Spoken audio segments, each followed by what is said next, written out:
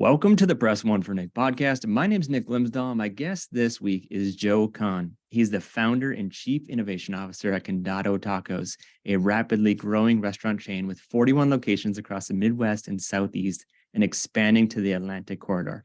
Joe has been in the hospitality industry his entire life, starting as a food service worker at 15 and working his way up to the management roles. After a few failed attempts at starting his own restaurant business, he founded Candado Tacos in 2014 with a focus on clean and craveable tacos and building a strong, supportive culture for his employees.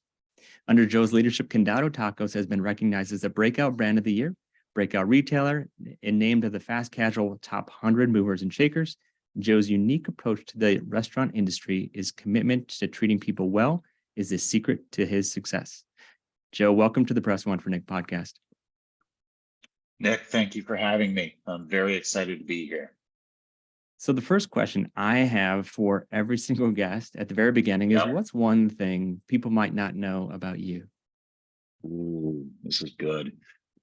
What is the one thing people may not know about me? Well, recently I've been telling people about my artwork. A lot of people don't know, but I paint at home. I use acrylics. I call my work, it's very abstract, but it's neo-expressionism, which is like, think Basquiat. So think a 5-year-old child. That's very creative. That's how I paint. Lots of color and lots of paint, real chunky. A lot of people don't know that I am a failed artist who has made it really good in the restaurant business and is very jealous of every single one of my artists that I hire, that they get to do that for a living. Man, dude, I love that. And, one thing that you do notice in every single one of your locations is the original art. And it isn't your art. It wasn't that the 5-year-old that's really creative up on the wall.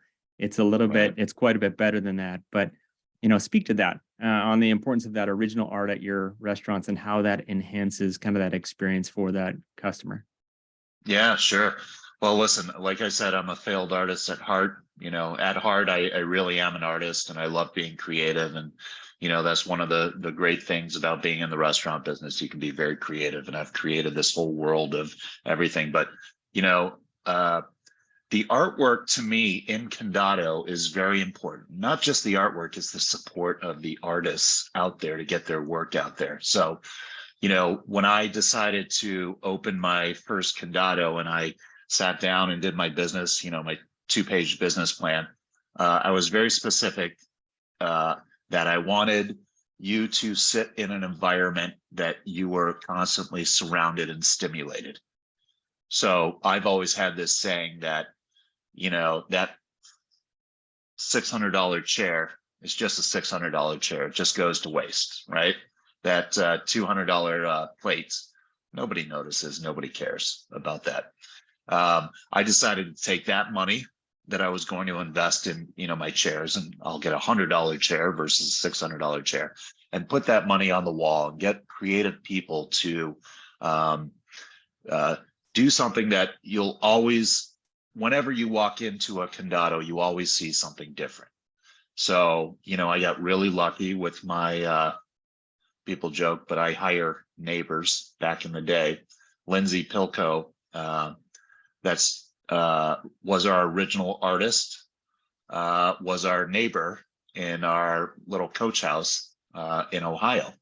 And we got to know her, and she was a graphic artist, and her boyfriend at the time taught arts in a college, and they were both, artists, and we just gelled really well. And when the time came to open the first Candado, we came up with a plan to put all this great artwork on the walls. And so very lucky to have found her.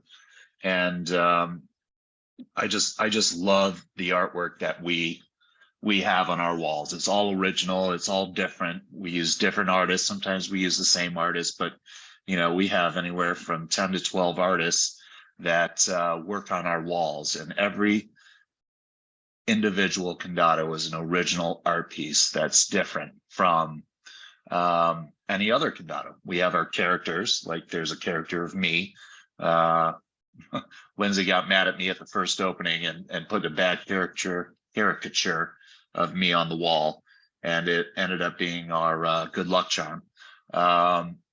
The gnome is a nod to my wife, Julie, who loves gnomes. And in the backyard that separated both of our houses, she had about 25 gnomes stuck all over the yard. And, you know, we have our Peasler, our Moon Man, and all these different characters that we use. But each individual Candado is a piece of art up on the walls. So that's cool. Yeah, every time that Yeah. I go to a new location, you kind of scan the room a little bit and see what's unique. And obviously they're all unique, but what makes them unique according to the characters that are on the wall. But you know, you mentioned a 2-page kind of mission of Condado Tacos. And I also kind of in the introduction, I was talking about kind of the failed businesses. So what inspired you to kind of start those Condado Tacos, and what did you write in those 2 pages? You know, when I had the opportunity to open a place, my first place, I literally went home, and I tell this story all the time. There was a half a bottle of whiskey. Sorry for your listeners, but I was so excited between me and my wife, and we sat down at a desk, and literally everything poured out that I wanted if I ever had the opportunity to open my own place. Not only what I wanted, but what I didn't like about the restaurant business. The restaurant business, usually in the past, and restaurateurs are notorious for this, especially when you get to a corporate level, is you're basically a number, right? You're just a number in the cog.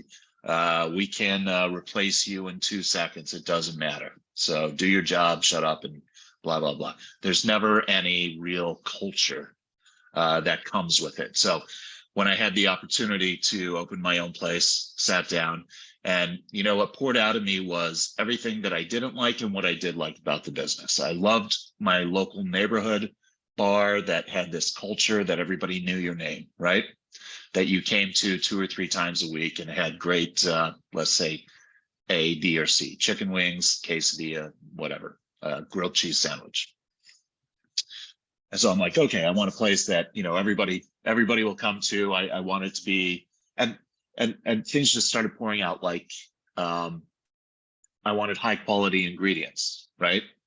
I wanted to have clean food, because, you know, 10 years ago, there was very little known about clean food, and we're just putting garbage in our stomachs. And at Candado, you know, everything is just a clean, high quality ingredients, no freezing, no, you know, whatever it is to make the food last 12 weeks or however long it sits in a GFS or whatever factory that it comes from.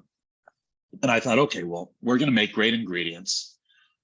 We're going to make them clean. We're going to make the highest level, highest ingredients we could possibly have. And we're going to do it at an affordable price. So I'm like, okay, affordable price, check. Artwork, because I want people to be stimulated. Loud music. I want people to be, you know, I want it to be an exciting environment. I don't want, $200 plates. I'm going to use sports, and I'm going to use paper boats, and people are there for the food. I'm going to do it in, exciting environments. And the main thing that I really had on that piece of paper was the culture of how we treat people. And it wasn't specifically spelled out, but I knew exactly what I wanted to do. I wanted to pay the best in the industry, which I did at the time and still do. I mean, we were starting our employees in the kitchen at $18, $19, $20, and that was 9 years ago. Nobody did that. And people, I would look around the industry, and I was in the industry, and these guys are making $8 an hour in the kitchen, $8, $9, $10. I mean, I'm like, how can you live like that? No wonder there's so much turnover. You can't do culture. So I kind of mixed all these things up, all this stuff poured out, and in literally 3 hours, I had my business plan.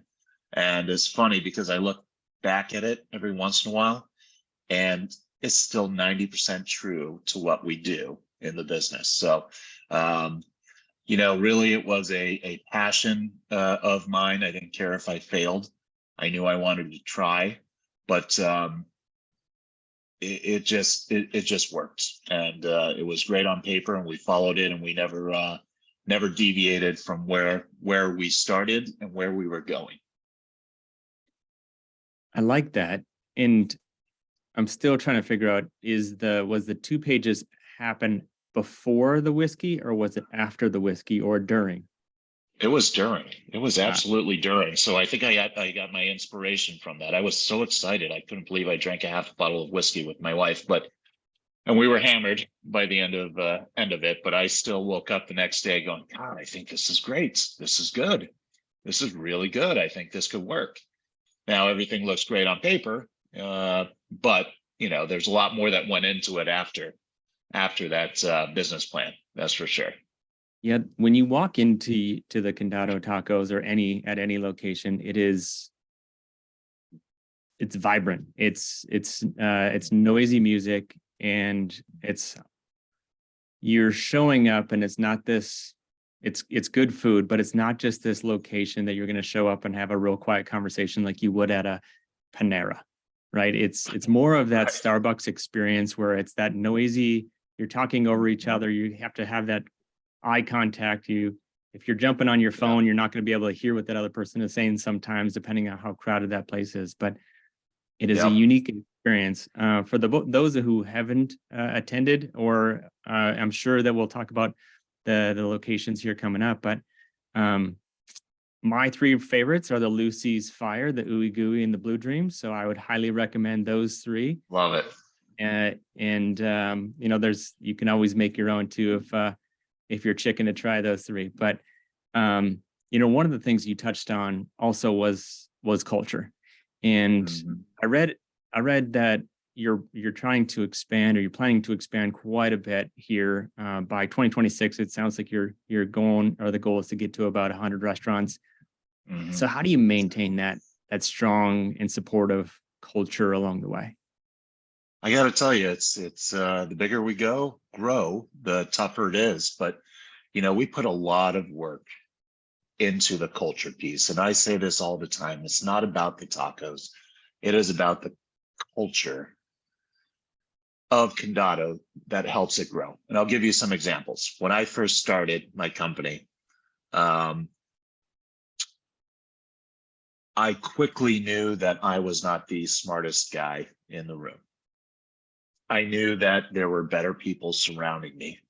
And so I made a very conscious decision to incorporate these people and make them promises that if they worked really hard to make this thing grow, that I would take them with me, and we would grow together.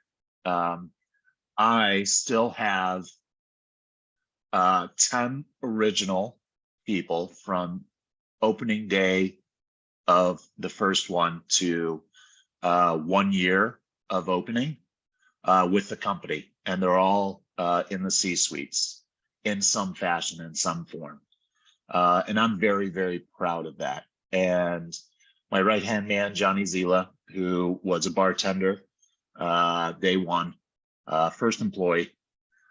He says first, I think second. I think Maggie was first, but we just let him say, yeah, you were the first. Close enough. Maggie's not with us anymore. Johnny is. And Johnny really helped build this company.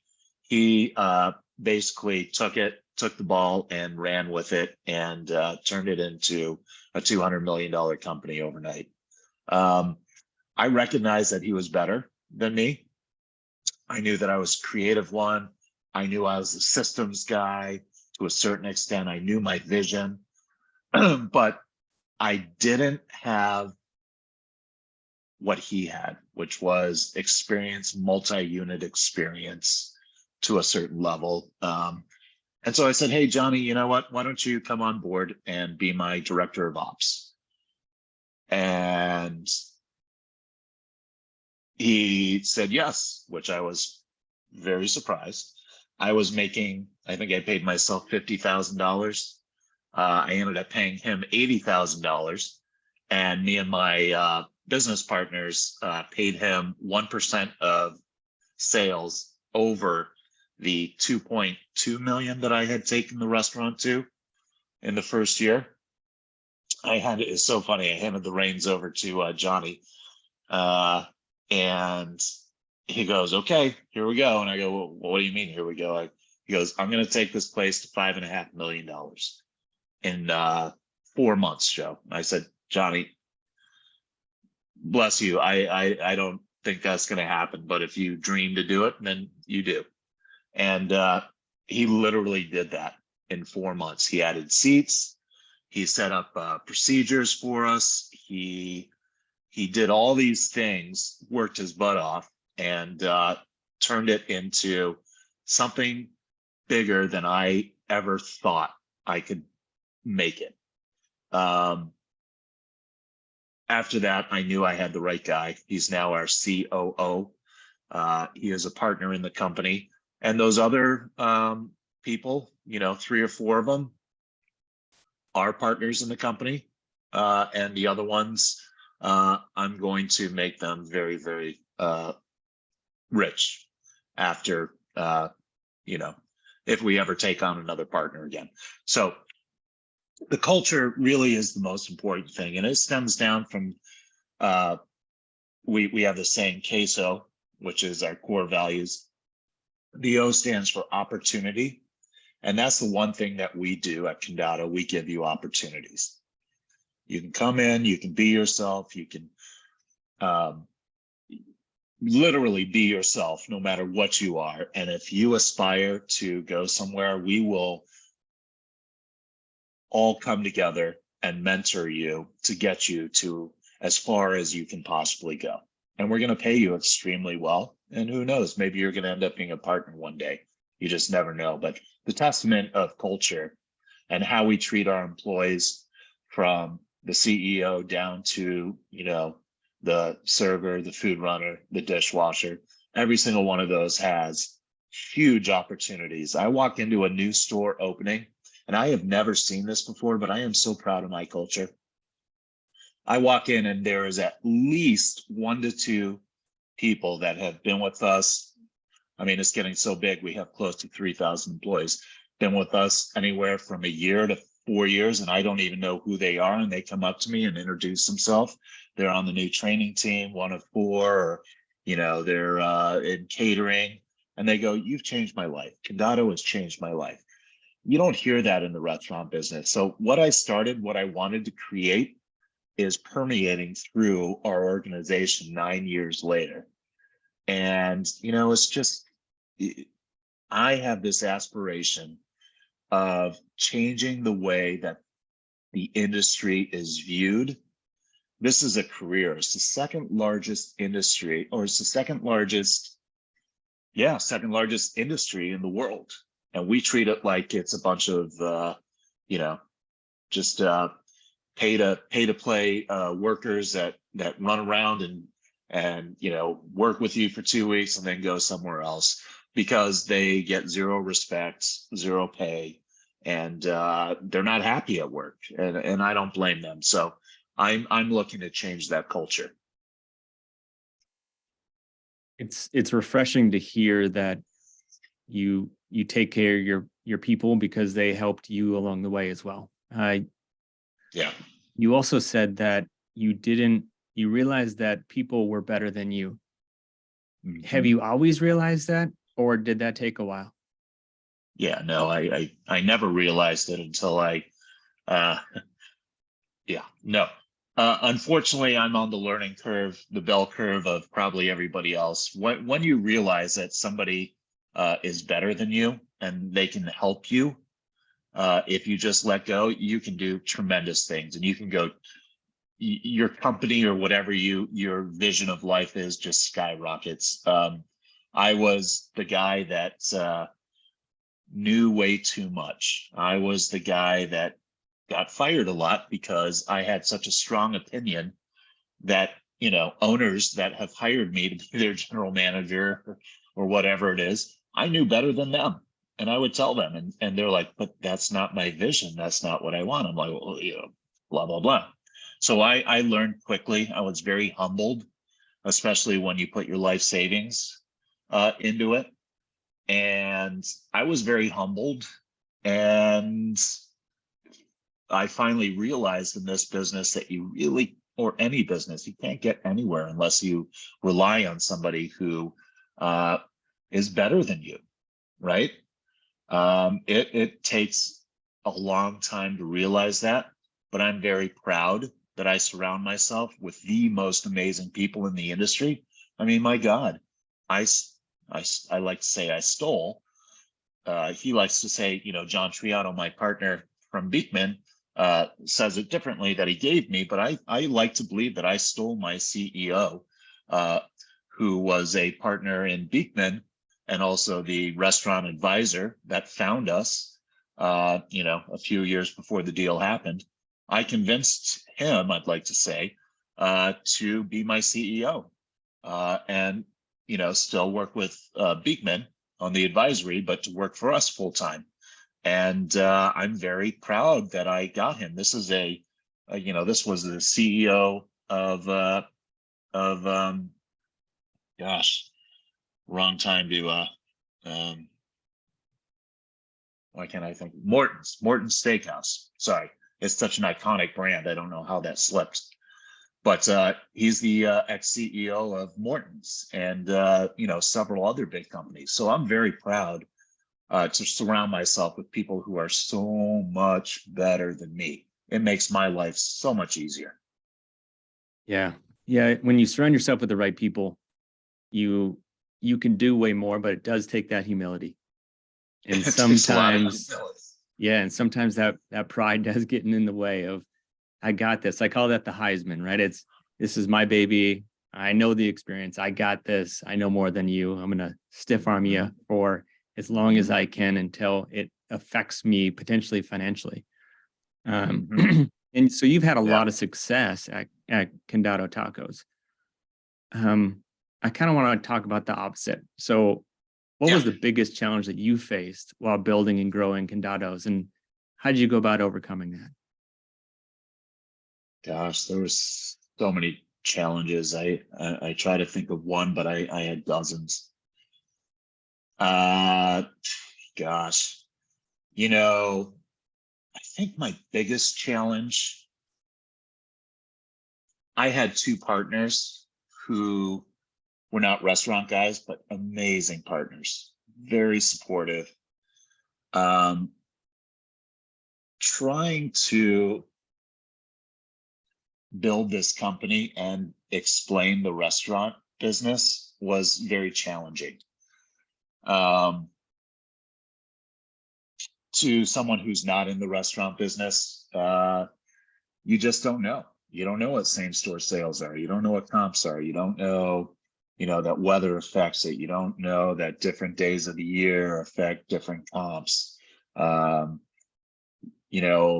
partners turned down deals because we weren't doing well in a certain market that we just opened in, and they didn't understand that it took, in a market that people don't know us, it takes about 14 months for people to recognize us, to go from that 3 million to the 5 million AUVs.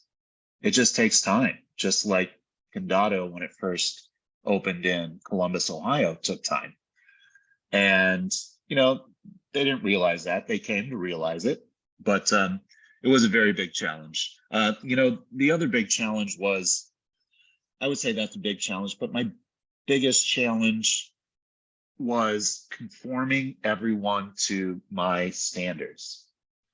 And I give so many kudos to anybody that's still with me from the beginning days, because I was maniacal.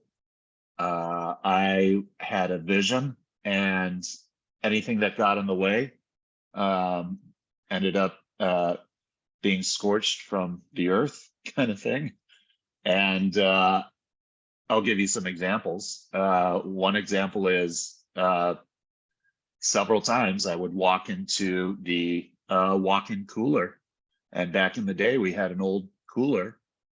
And if somebody left the door open and I found that, the cooler was over 42 or 40, I would go, guys, temp every single thing in here. Anything that doesn't hit 40, throw it out and start over again. I would waste thousands of dollars, thousands and thousands and thousands of dollars. I would go around and taste recipes, and we were so busy out of the first restaurant and second and third and fourth, whatever. But before we got really, really professionalized, we would do everything in 5-gallon quarts, right? So we would make our guacamole, we would do, our salsas, all this stuff. And I would go around and taste my recipes. And if they were altered or they forgot to put something in, instead of just doctoring it, I would throw it out. But I think what that taught was,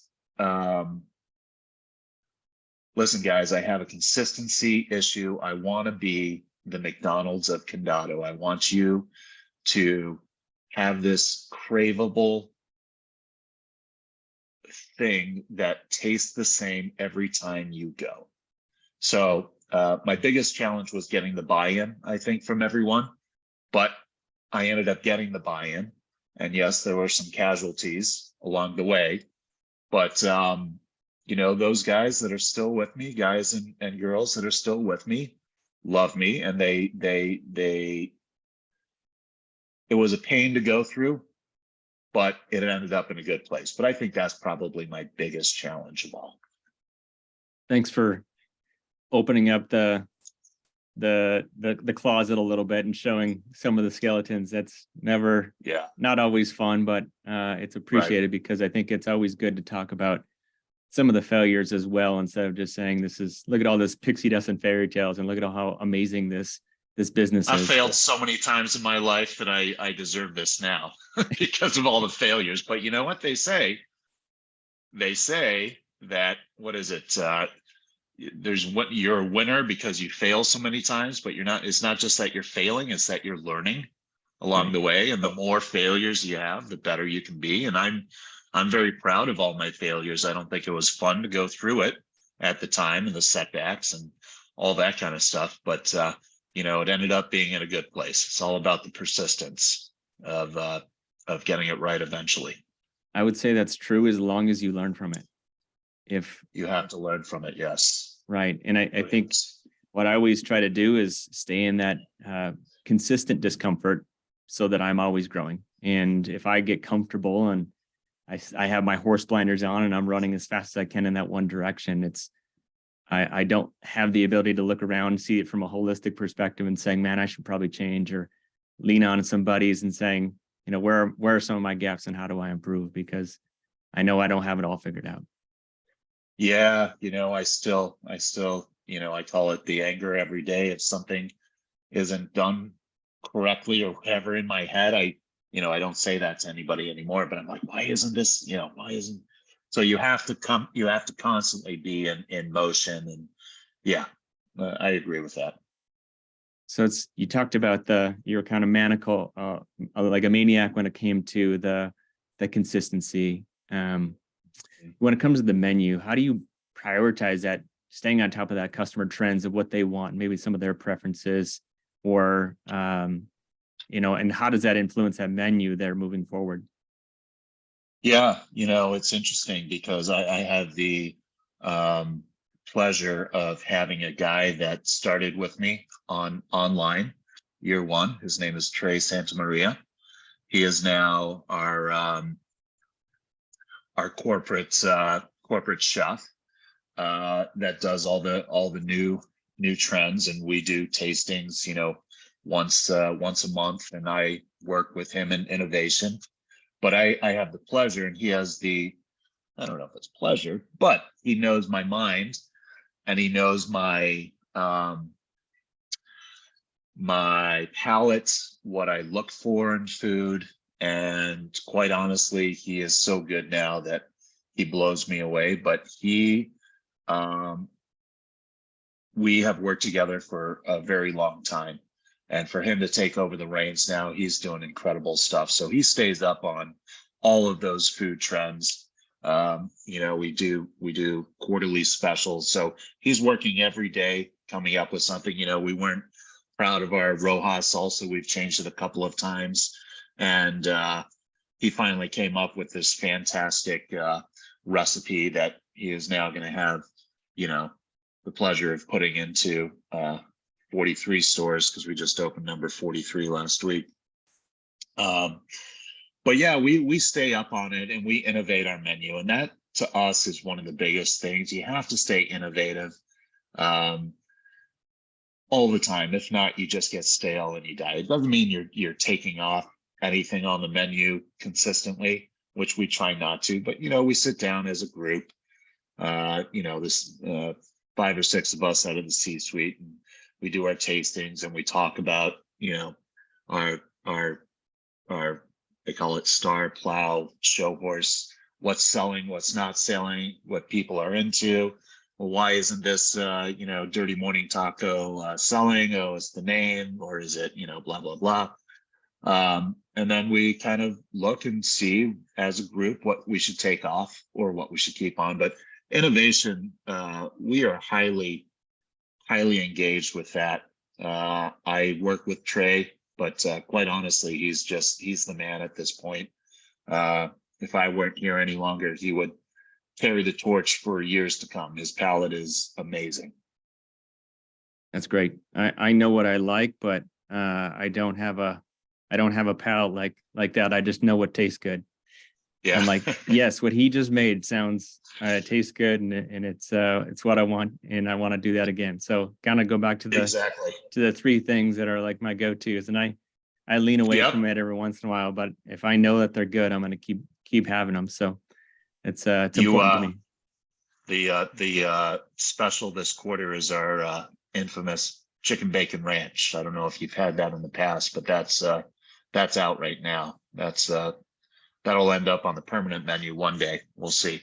Nice. Yeah, it is. I've had that. I feel like it was about a year ago, but I have had that in the past. So let me switch a little bit. When it comes to the entrepreneurs who are out there in the restaurant industry, who are kind of struggling and have had some of those setbacks, what advice would you give to those guys? First of all, you have to have a passion for it. I'll give you a couple examples. I see people in the restaurant business. I think, if you want to know the truth, I think that the restaurant industry, besides Candado, is in a lot of trouble. I think the pandemic has switched a lot of things, and one of the biggest things is innovation and customer service. I mean, people are using the excuse because they went through the pandemic and we were short on help and all this stuff, that it can just carry over into the restaurant industry. We fight every day to be the best of the best, to have hospitality, which is a huge thing. So I see that, and then I see some encouragement. I was in, North Carolina. That's right. North Carolina last week, looking at a site. And I went out to dinner with my wife, and I saw this guy. I think it was Italian. There was maybe 40 seats, servers, 2 servers for the whole place. And then a bar that was really facing the kitchen, open. And this guy was the commander of his ship. I mean, he showed the good, the bad, the ugly, everything, but it was so genuine. And I almost wanted to be in that kitchen with him and back to running one restaurant, because he had passion.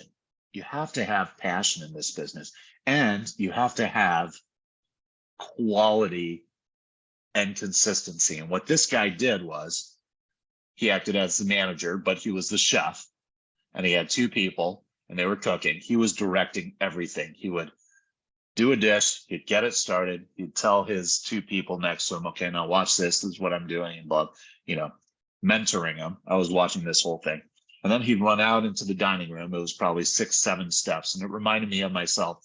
And he'd go up to a table after the server had served, their food, and he would be like, hey, how is everything? Fantastic. Good. Oh, you got to get the arancini next time, or whatever it is. Then he'd go back in the kitchen. And then, this is great, done the right way. The server came in, didn't pick up the food. And it wasn't like he was old school yelling at her, but he's like, listen, I need you next time you come in here.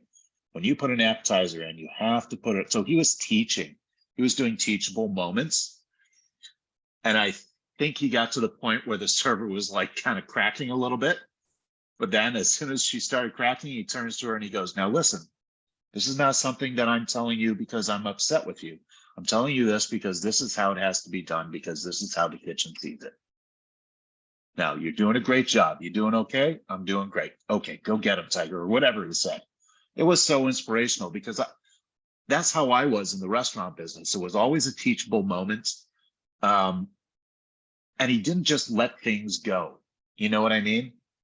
So my advice to restaurateurs are, A, you got to work your place. You can't just put a manager in there and say, oh, he's going to have the same personality as me. In the beginning, you have to work it. That's it. You have to get your DNA into that restaurant, right? So you have to work it, and you have to do that. And that's, to me, is the biggest advice. And also, don't compromise. I mean, he didn't have to tell that server, who was definitely overworked, had way too many tables. He didn't have to tell her that, but you know what? He did. And I was proud that he did, because he's like, I would rather not get an appetizer if you can't put it in properly, because I can't serve it, because I'm cooking these entrees first, and now there's an appetizer, and now my entrees are going to sit here for 15 minutes, and that's not the quality that I want. So I think that's my biggest advice, is to be in your restaurant, work it, and teach at the same time, which is, I think, is something that I did pretty well. I mean, I would work online in the back, and then to make my money to supplement my income, I would go up and bartend with Johnny Zila. So I'd get there at 7 in the morning or 6 in the morning, do my prep. I'd cook online all day, making tacos. And then about 5 or 6 o'clock, I'd go and bartend and be there till 10 or 11 at night. But I did that for years, and I made sure that I was, my DNA was in that restaurant. And everybody that surrounded me, that are still with me, those 10 people or so who worked with me, are me. And now they act the exact same way, infecting other people in the business. So that's my advice. Stay in it. Make sure that you work it and teach at the same time, your vision. Yeah, I love that advice, because it seems like you have to care, but you also have to have a ton of passion and grit along that journey. Because if you don't have those 3 characteristics, then you're going to get burnt out, or you're going to get hosed by the next person who says that your meal sucked, or whatever that looks like. The long hours, it's a grind. So stay after it and keep it, but you have to have that foundation first before you can kind of move forward. So Agreed. It's a pleasure connecting with you. I enjoyed the conversation with you. Wish you guys double in sales here in the next 10 years, and nice. Continue to make those top 10 people as rich as possible. And what's the best way for my team, for my listeners to find you? To find Candado? Yeah, I would say you can find us at on the internet, www.condadotacos.com. It lists all our up and running locations and what's coming up next. So yeah, hopefully we'll be everywhere in the next 5 years. That's the dream. Very cool. Thanks so much, Joe. Thank you so much. Pleasure talking to you.